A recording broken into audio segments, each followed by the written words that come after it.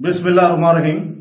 दोस्तों, बहनों, भाइयों और बुजुर्गों, हम सूरह अल-माइदा की आयत नंबर 79 की तफसीर और फज़ाइल बयान कर रहे हैं। और ये तफसीर सिरातुल जन्नान की है। तो बराए करम वीडियो को पूरा देखें और स्वाब हासिल करें। और इस आयत की तिलावत हम पहले ही उर्दू और तर्जुमे के साथ सुबह की 6 बजे हम पाकिस्तानी टाइम के मुताबिक कर चुके हैं। तो दोस्तों, अल्लाह ताला फरमाता है वो एक दूसरे को किसी बुरे काम से मना ना करते थे। जो वो किया करते थे बेशक ये बहुत ही बुरे काम करते थे। यहूदियों की एक सरकशी ये थी कि उन्होंने बुराई होती देखकर एक दूसरे को इससे मना करना छोड़ दिया था।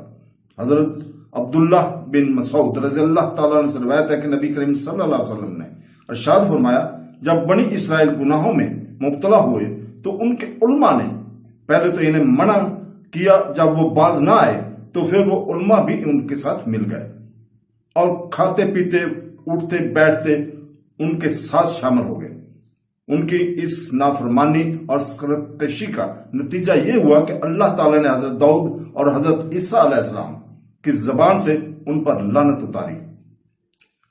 इससे मालूम हुआ कि बुराई से लोगों को रोकना वाजिब है और गुनाह से मना करने से बाज रहना सख्त गुनाह। इससे इन उलमा को और बतौर खास इन पीरों को अपने तर्ज अमल पर गौर करने की हाजत है कि जो अपने मानने वालों में या मुरीदीन और मुक़द्ददीन में अल्लानिया गुनाह होते देखकर और ये जानते हुए भी कि वो मना करने से लोग गुनाह से बाज आ जाएंगे, फिर भी या शेख अपने अपने देख कर नारा लगाते नजर आते हैं।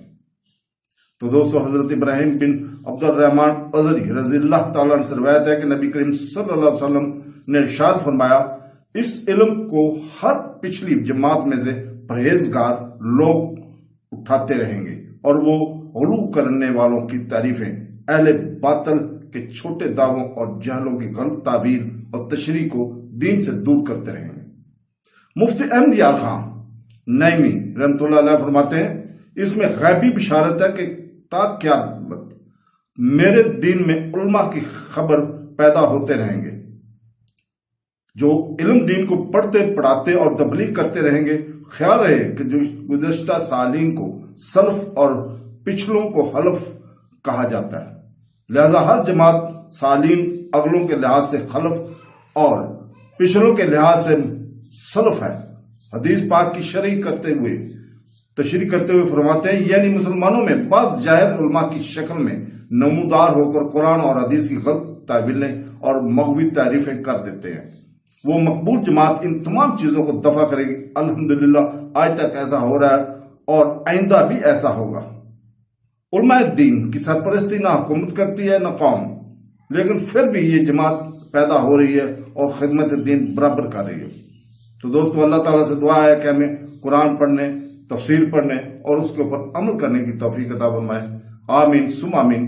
अल्लाह।